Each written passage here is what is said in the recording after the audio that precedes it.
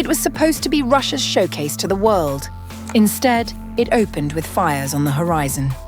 Ukraine struck an oil terminal in Saint Petersburg, a naval base near Kronstadt, and a weapons plant deep inside Russia.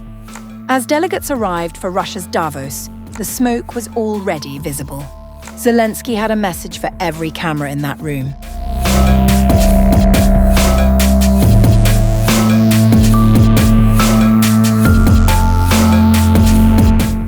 Ukrainian forces carried out overnight strikes on multiple strategic sites inside Russia, including an oil terminal in Saint Petersburg, a naval base near Kronstadt, and a defense industry facility in the Tambov region. The attacks came as Russia opened its flagship Saint Petersburg International Economic Forum, often described as the country's Davos, which the Kremlin uses to project economic stability despite continued sanctions and war.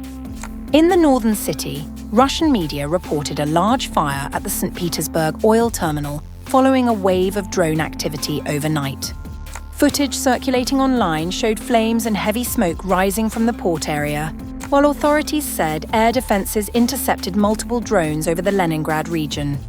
Regional officials claimed dozens of drones were shot down or intercepted across several areas, with disruption also reported at Pulkovo Airport, where flight schedules were briefly suspended under emergency protocols.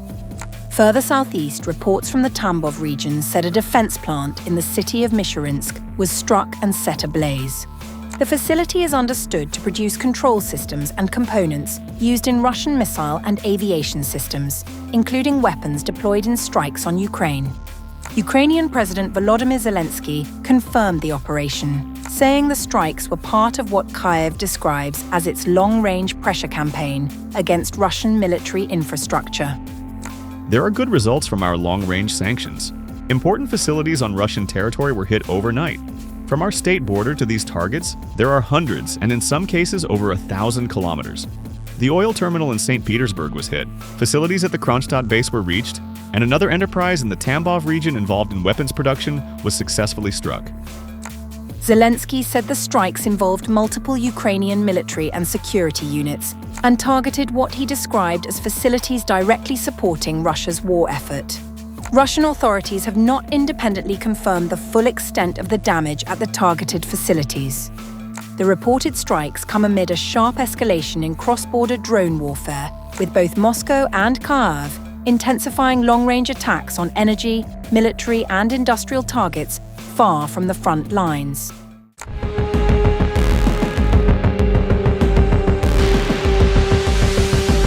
Russian air attacks on major Ukrainian cities such as Kyiv, Dnipro and Kharkiv killed at least 9 and wounded more than 105 early on June the 2nd, following days of warnings that Moscow was planning a major assault.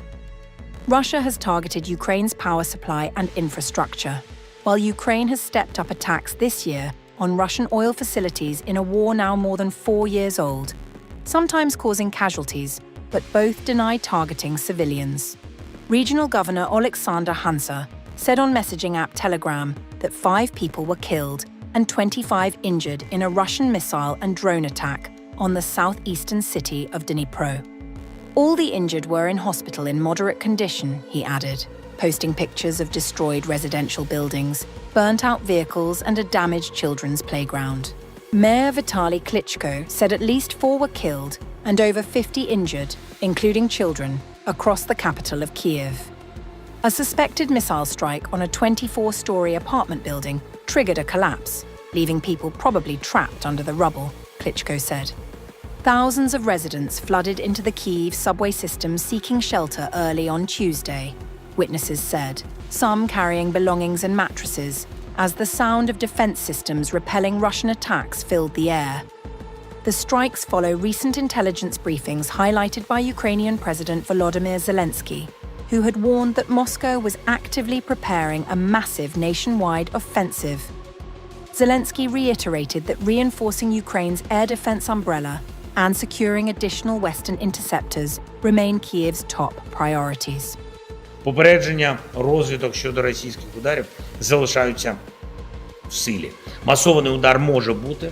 Вони Його підготували. Наші захисники неба 24/7 готові настільки, наскільки це можливо з наявним постачанням. Ще одне – є рух, щоб були обміни.